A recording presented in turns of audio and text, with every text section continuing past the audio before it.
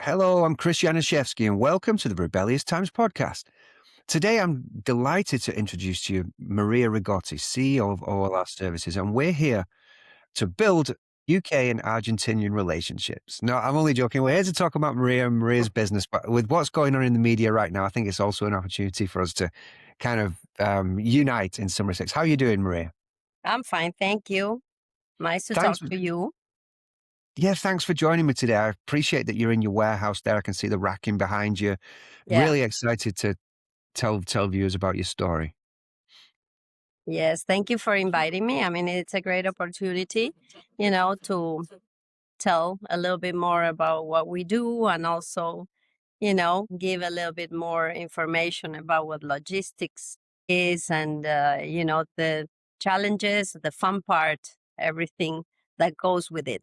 Love it, love it. And you know, I'm obviously an immigrant to the US. I moved over for the American dream, and you did as well. So that always really excites me when I get somebody on the show who's kind of had that experience of coming over, seeing the US, seeing the opportunities that are available, and really trying to make it work, which we're doing. So, with that said, tell me a little bit about kind of how you came over here from Argentina, when it got started, and how your journey started. Well, I moved here with my husband. Um, That was a long time ago, 1995. We were kids. We had just finished college and we said, okay, let's just give it a shot. Let's see what's there. It was not very common because, it was not very normal back then that everybody would, leave the country. Now the world is more open. But back then there was no Google, there was no information at hand. So I remember just coming here, and looking in the yellow pages where we could live. So it was challenging. It was fun. But yeah, we just came with a small idea, with a small dream of, to create a business to bring better lives to our families, to be able to help his family, my family. And I think, after a long way and after hard work, I think we made it happen. So that's the great part about it. Beautiful. I love that. And I think you're in Miami now, right? Yes. Well, Miami was not this Miami back in 1985. Let me tell you, it's completely different. The Art Deco, all that part, it's been replaced by like these skyscrapers, big buildings and a lot of luxury areas. And yeah, it's completely different than what it was when we moved, but it's beautiful. It's beautiful. It's turning into a beautiful city. I mean, it was always, for me, is one of the most beautiful cities in the US and in the world. And I love New York. I've been to other big cities in the US, but this is a great city. And, every time you drive by, you travel, it's amazing. Love it. So tell us about our services. Let's hear a bit about your business. What do you do? Which customers do you serve? Well, we are a logistics company. Logistics meaning not only trucking. Many people put into perspective when you talk about logistics, trucking, transporting items or goods from one place to another. We do 3PL.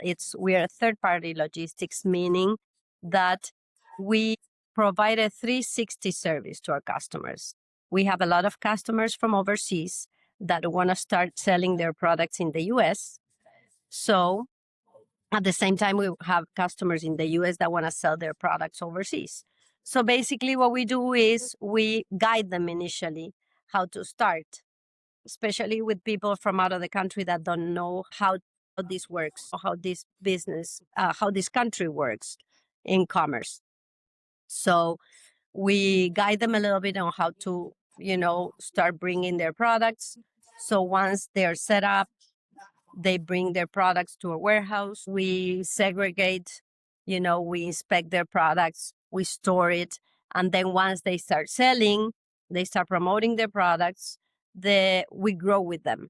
So we never want a customer to just bring one container or 5 pallets. We want a customer to start small and then grow. We have customers that started just bringing samples, maybe 2-3 pallets, and now they have 100 pallets in our warehouse. So we feel proud about that.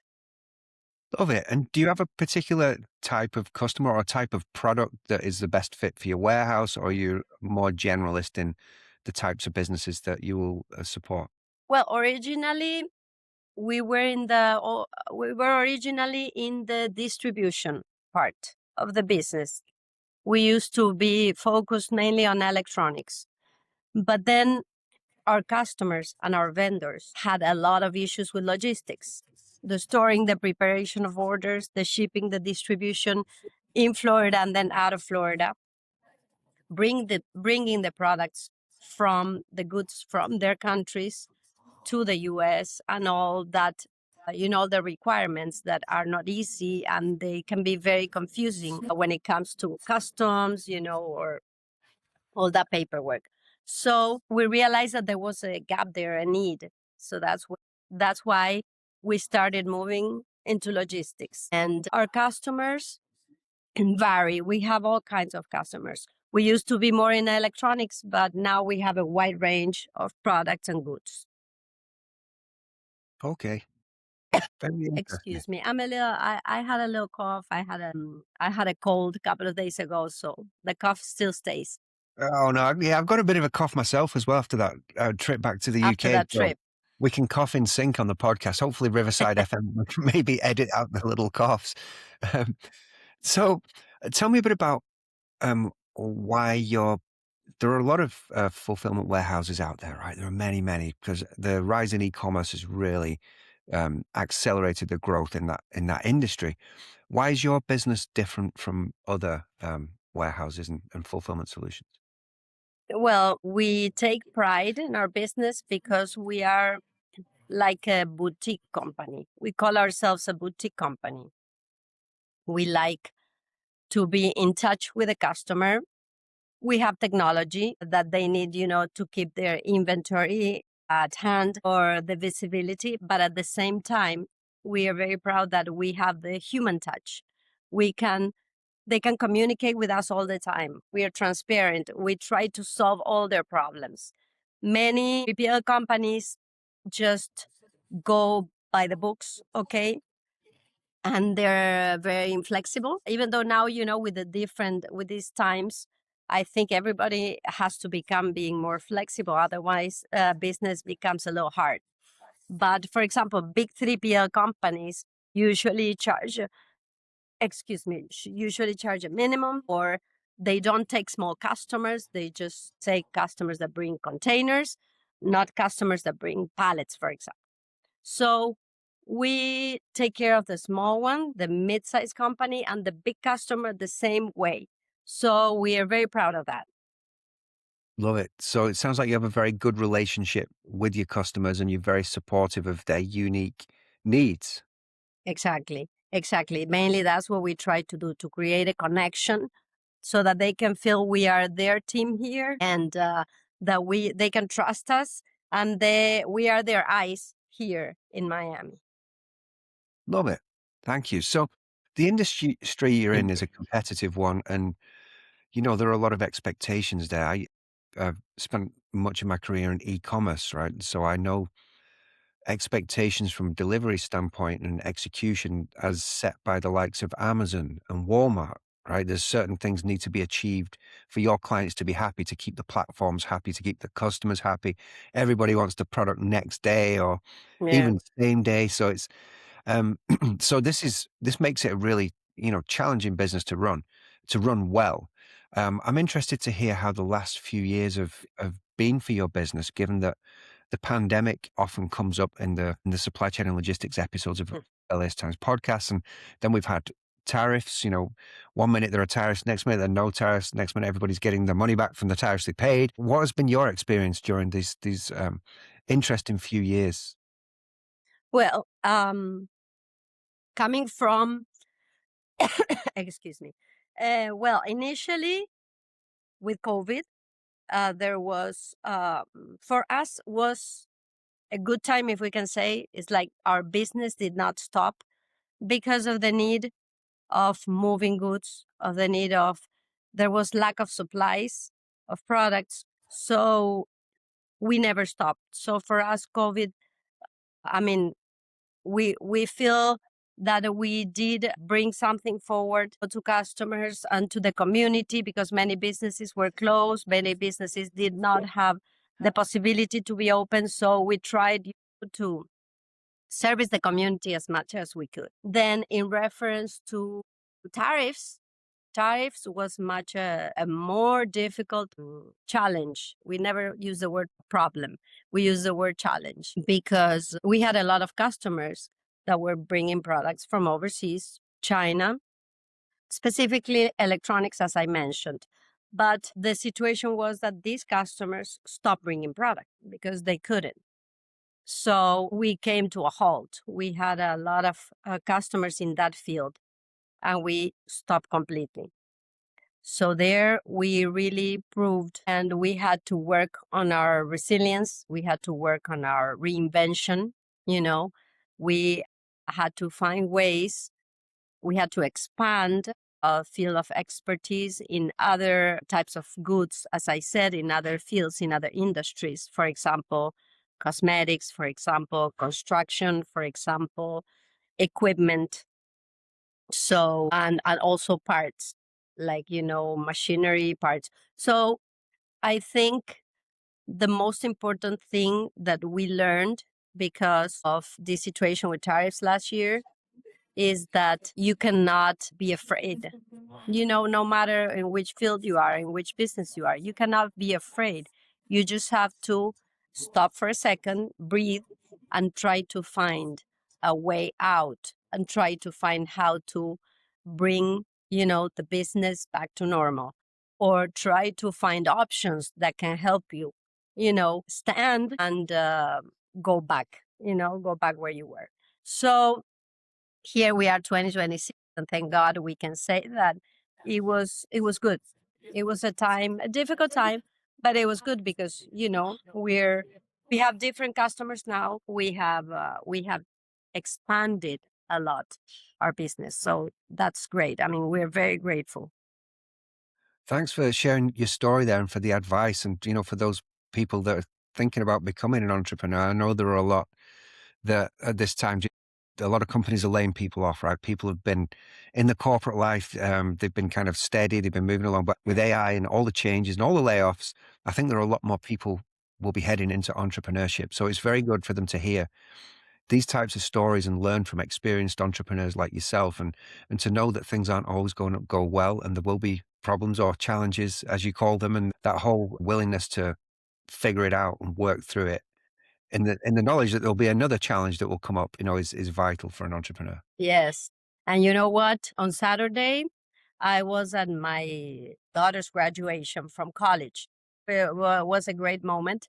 And one of the gentlemen that was getting his doctorate, he said he gave a piece of advice to all the kids there.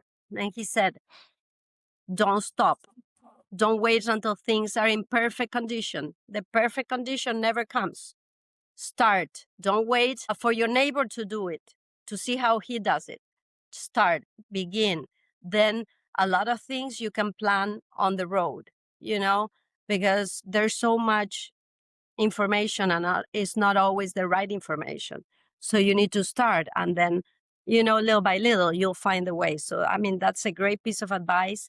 And I think in business, it applies all the time. Great advice, and congratulations to your daughter. You must be thank very you. happy. What did she study?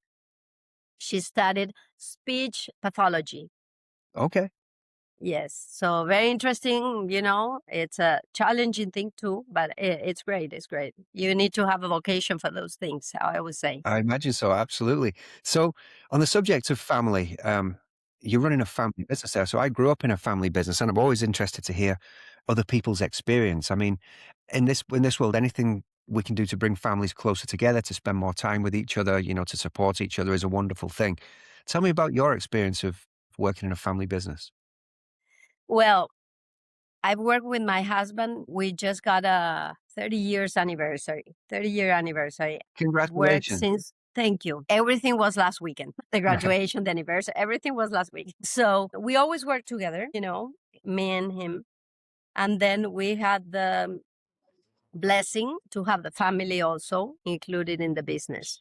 We've always been, him and me, we've always been great partners in business. And sometimes some people ask me, how can you work with your husband? You're 24/7. No, you need to learn how to, balance life, family life, business.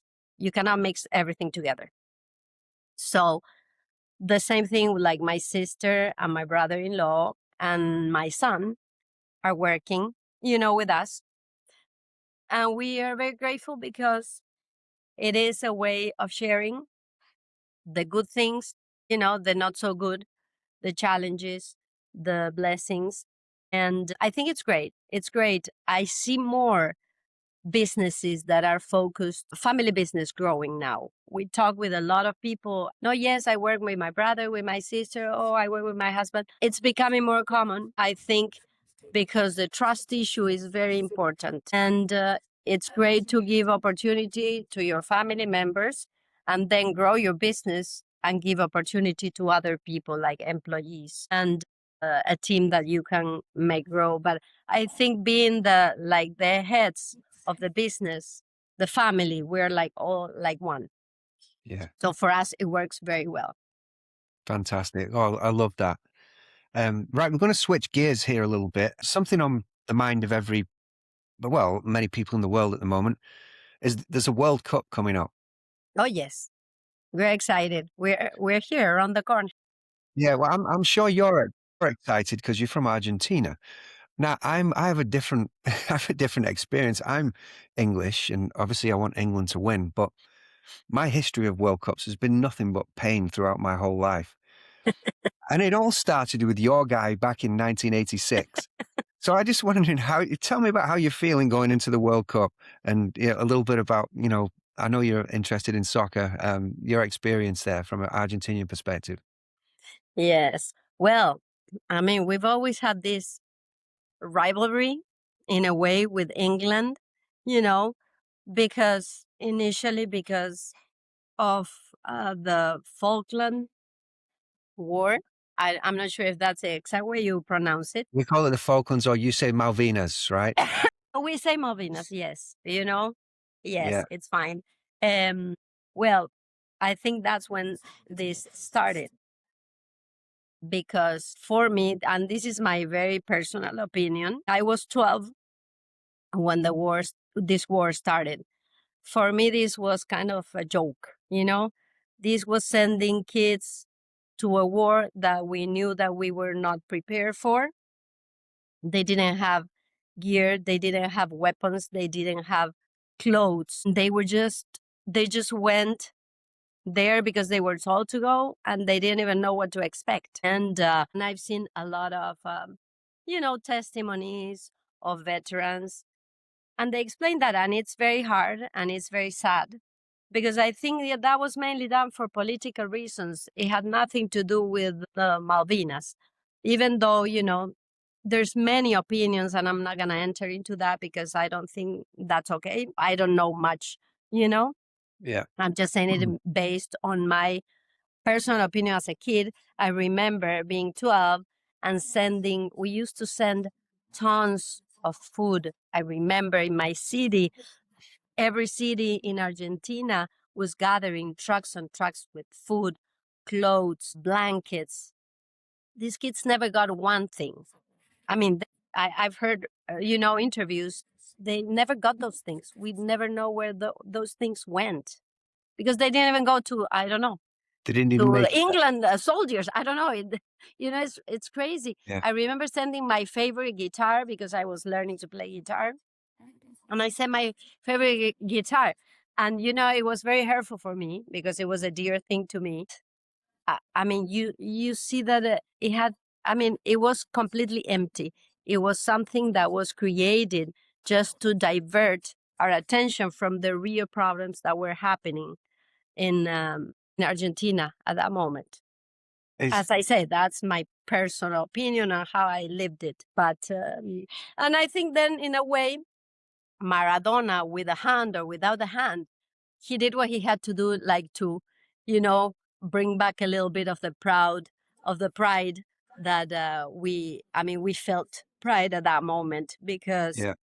it was a victory. Okay, the victory that we were never able to get back then in 1982. Well, we got it through soccer. So I think that's why we love him so much, and that's why you know we feel that moment so important for Argentina. But I don't think there's any kind of rivalry anymore. Yeah, it's think I think everybody understood that it was a very political thing. So that's what I think. it's And it's I don't kind of even want to talk about what they're talking today. well, they're back on the subject. Milei's back on the subject again, right? And I think it often comes up as a distraction from other things. But with that said, Totally. you know, when the Falklands War was taking place, I think I was probably 4 years old, 4 or 5 years old. And there was a boy at school in our class, Richard, funny kid, a very smart kid, very funny kid as well. His dad was a paratrooper, a British paratrooper, and he actually got shot down and killed in the Falklands. And Wow. so, my own experience of kind of being close to that was that I would go around Richard's house and his dad wasn't there, right? It Wow. was somebody at school that had no dad. I had a dad. I couldn't imagine what it was like not having that. And so, when these things come about and the politicians and the people make a decision that they're going to start fighting over a piece of land, right? It has impact for people in the real world, that outside of their political ambitions, whether it be from Argentina or from the UK. I mean, all right, Definitely. I understand, the UK perceives somebody was trying to take their land and they don't want to show weakness, and so they defend the land. And Argentinians say, well, hang on, the land is only 300 miles from our shores. This should be our land, right? But when it's used at a political level and it's not genuine on either side, Right. it's the people that suffer. And yeah, Totally.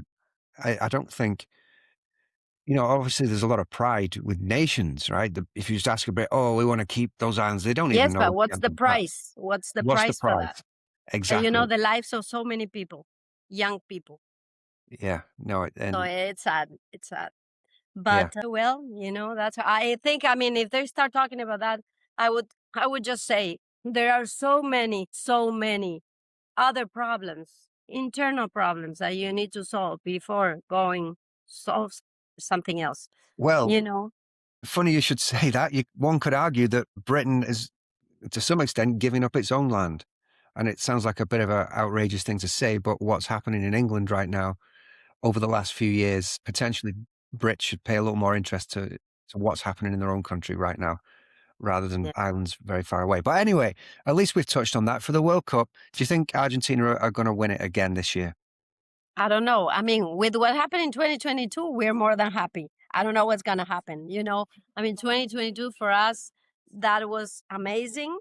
So I think people are gonna be happy. Of course, we want to win, but if it doesn't happen, you know, I don't think it's gonna be that hard. Yeah. Well, I just hope we don't play Argentina again. It never goes well Well, for us. So well, hopefully it's we lose always on penalties it's to someone always else. it's always fun. Everybody's watching. It is. It's a lot of fun. Maria, it's been an absolute pleasure having you on the show. Thank you for sharing your story and perspectives. I really apologize about my cough. It's been bad days for me, but I really appreciate your time and you calling me for this. Appreciate it. Thank you so much. No problem. Thank you. Anytime. Good to talk to you. It was